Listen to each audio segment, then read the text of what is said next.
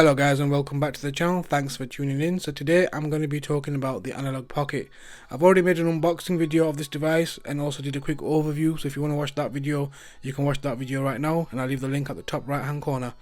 Anyway, moving on. So the reason for this video is to give you a little bit more in depth into the device and to see whether you would like to buy this device in 2024, and hopefully I can help you make that decision after watching this video. So once you're in the main menu, these are the systems you get: arcade, arcade multi, computer, console, handheld and others. Also on here you will see the battery percentage. So on a full charge you can get about 5 to 6 hours. That's what I've got so far. I think it was 5 or 6 hours, I can't remember properly, but I think that's a nice time, a nice amount of juice to be able to play some classic old school games, and it runs them really well. So without further ado, let's get into some gameplay footage and let me show you some gaming. There's obviously loads of systems that that are on here, but I tend to mostly play Game Boy Color and Game Boy Advance games. So let's go ahead and pick a game and then we can talk a little bit more in a second. So let's start off with some Game Boy Advance, and I'm going to play none other than the legendary Dragon Ball Z. Now this particular Dragon Ball Z game I played way back in the day. I was very young. I don't even think I completed it, but I enjoyed it a ton. Oh, I do remember now, I actually borrowed this off a friend and I couldn't complete it and I had to give it him back. For me, this is one of the reasons why I actually love the Analogue Pocket, because it does take me back to memory lane.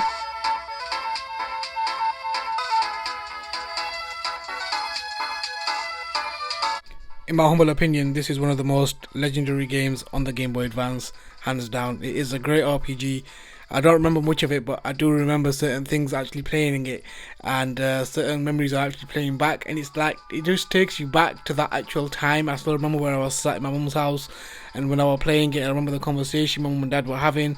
I was kind of switched off, but I was kind of switched on, if you know what I mean. So that's why stuff like this really pulls me in and reins me in, and being able to play these amazing games on such a beautiful handheld, I can't believe it. It's just magic.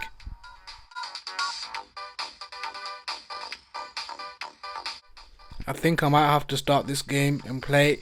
I've stayed on this game for way too long, guys, but it's just one of those games that takes you back and pulls you in and keeps you there. So after this video's done, this is the game that I'm probably going to start and play to the end. Well, let's start off with some other games now and show you some other games. I'm going to show you some Game Boy Color. This is Zelda on the Game Boy Color, and it just looks beautiful on this screen. I remember playing this on the original Game Boy Color with no backlit screen way back in the day, and I do remember actually completing this one, and it was tough. Don't remember playing any of the Pokemons because I wasn't really into Pokemon way back in the day, but I'm going to start off with Pokemon Emerald version. I heard this is one of the good ones. Let me know in the comment section if that's true or not.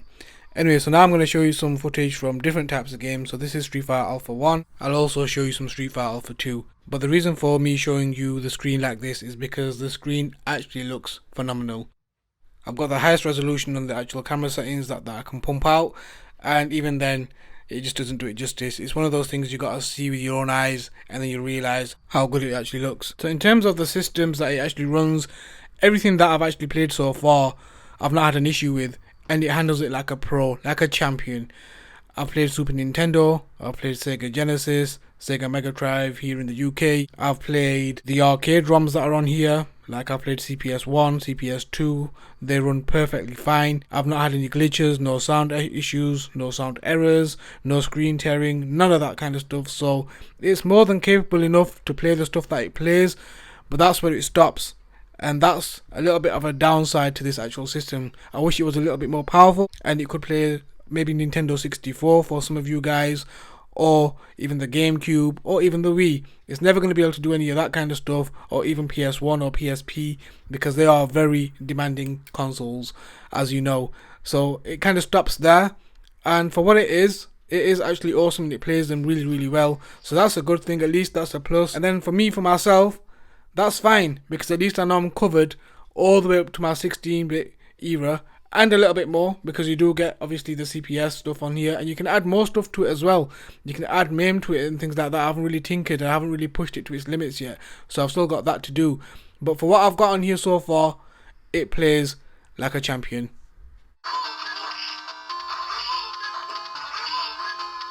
I did have some little minor issues with the system, and this is really nitpicking now.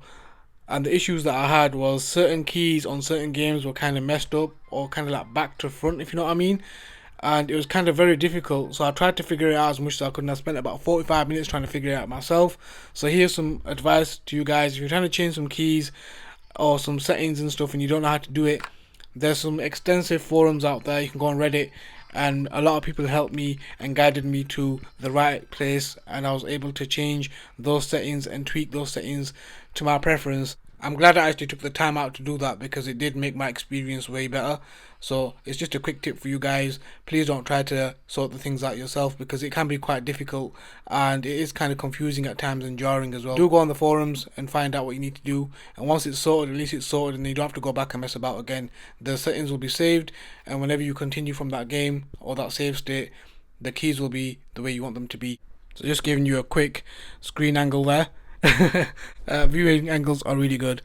Now if you're like myself and you've collected a fair few cartridges and you've still got them at hand, they're going to come in handy today, because you can put these into the Analogue Pocket and play away and have a ton of fun, and you don't have to get the ROMs or anything like that because you've already got the original games.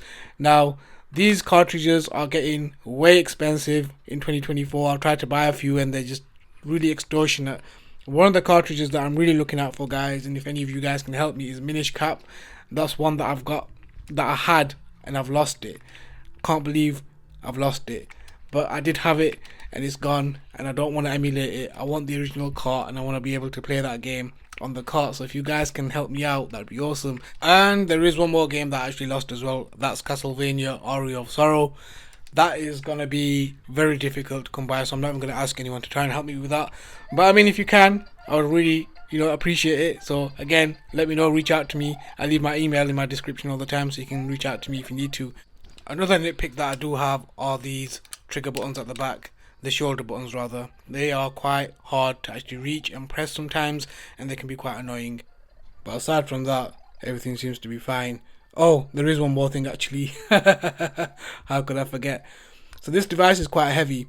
It is a heavy device, bear that in mind, guys, and it's quite angular as well, so it can be a little bit crampy from time to time. Other than that, no gripes, I promise, no more issues. The device is a ton of fun and it's a solid device. I used to take my Nintendo Switch to bed, and that got replaced by my Mayo Mini Plus for a very long time. And then along came the PlayStation Portal, and then I had to take that a lot. And then, believe it or not, I didn't even give my Steam Deck a chance. So I started taking the Steam Deck, and then I got kind of like fed up with that because of battery life and all that kind of stuff. And it is kind of a big device to have next to you, or try to shove it under your pillow, it's not going to work. And then that's been replaced by my Analogue Pocket, and this seems to be the perfect fit so far. I've got all the games that I want to play, and I can't actually wait to play Dragon Ball Z now. So I'm going to go back and play that. That's going to take a lot of time, a lot of effort. So I do play games before I go to sleep, and I do like to have a handheld next to me. I do have my Switch sometimes as well, but the Analogue Pocket predominantly has been there next to me on my bedside desk, and I've been playing it a lot. So Dragon Ball Z is going to take a lot of my time. Let me know in the comment section also, guys, what device you take to bed, and do you play before you go to sleep, or is that just me? Am I the only weird one here that plays before he goes to sleep and doesn't go on social media? Let me know, that'd be awesome to know, guys. That's it, guys. I totally recommend this device to everybody. I think it's an awesome device. It is quite expensive, so that's something to bear in mind. And just the minor nitpicks that I had earlier, if they're going to bother you or not, I don't think they should. They're not really that troublesome of issues, to be honest. But I think it's a solid device, and I totally recommend it to everybody. Thank you for watching, guys. Please do like, share and subscribe. I'm almost on 3k, so please subscribe, and I'll catch you in the next video. Stay safe, guys, and peace.